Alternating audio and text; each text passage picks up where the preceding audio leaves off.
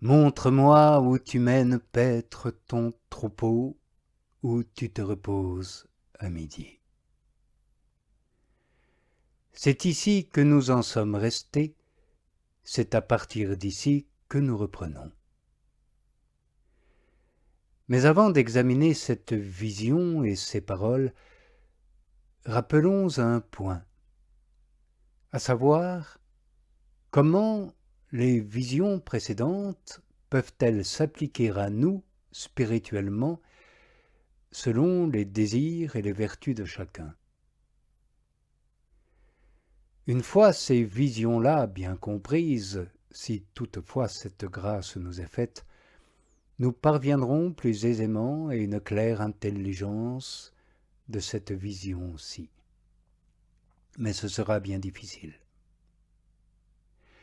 Oui, bien que les paroles qui décrivent ces visions ou ces allégories semblent évoquer des corps et des réalités corporelles, des situations temporelles ou sociales qui nous sont communes, ce sont pourtant des réalités spirituelles qui nous sont présentées en elles.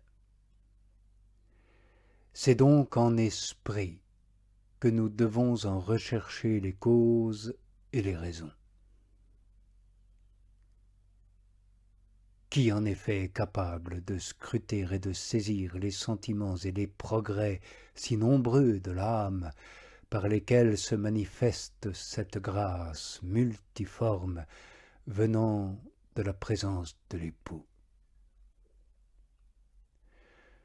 Pourtant, si nous rentrons en nous-mêmes et que l'Esprit Saint daigne nous montrer dans sa lumière ce qu'il ne dédaigne pas d'accomplir en nous par son action constante, je pense que nous ne resterons pas sans quelque intelligence de ces mystères.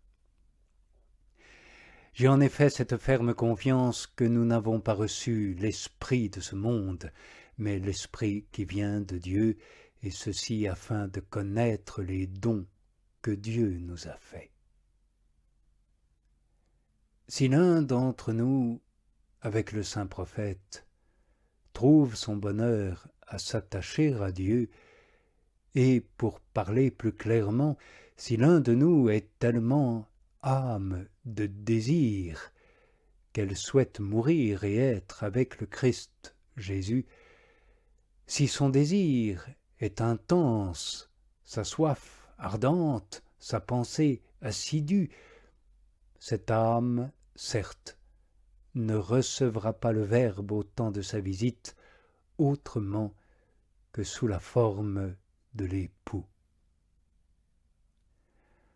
À cette heure-là, il se sentira intérieurement étreint, comme par les bras de la sagesse, et inondé par la suavité du saint amour. Car le désir de son cœur lui sera accordé. Bien que cette âme soit encore en exil, dans un corps charnel et psychique. Mais il ne lui sera accordé qu'en partie, et cela pour un temps, et un temps très court.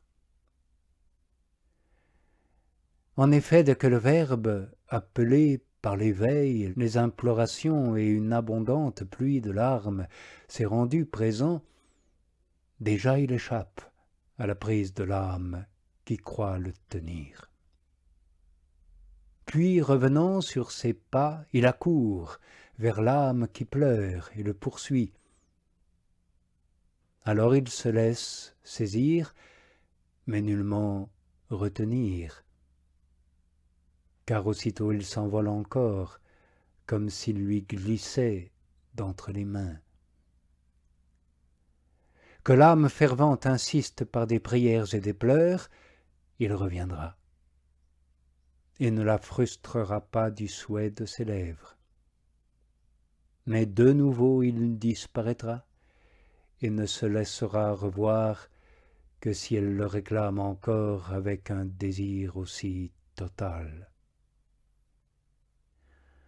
Ainsi, même ici-bas, dans ce corps, on peut jouir, parfois, de la présence de l'époux, mais non en abondance ni en constance.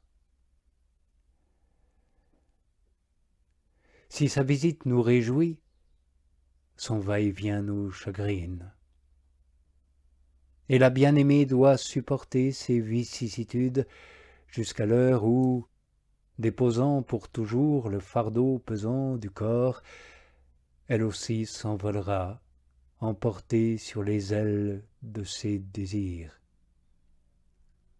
Alors elle prendra librement son essor à travers les vastes espaces de la contemplation, et l'esprit sans entrave, elle suivra le bien-aimé partout où il ira.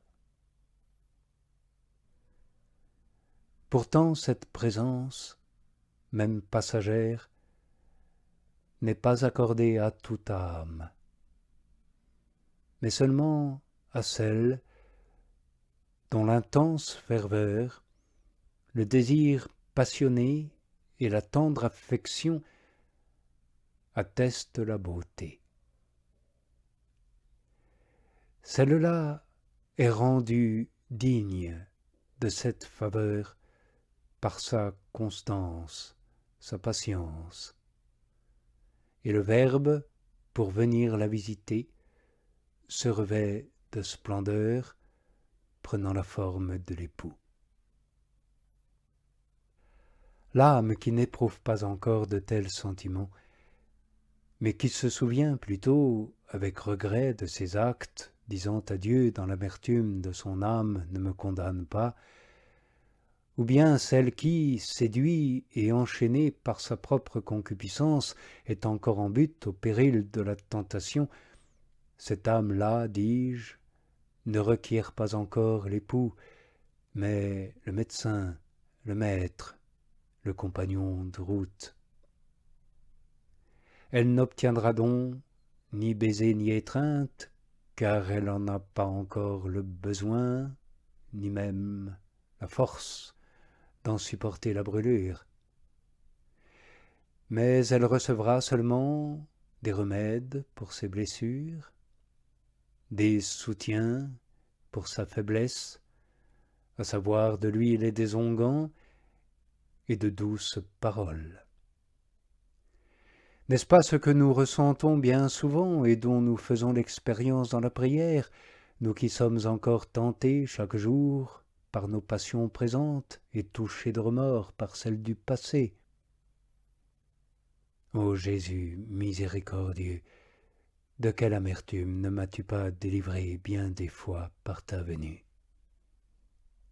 Combien de fois, après des pleurs d'angoisse, après des sanglots et des gémissements inexprimables, n'as-tu pas répandu sur ma conscience blessée l'onguent de ta miséricorde, l'huile de ton allégresse, la saveur de ta parole?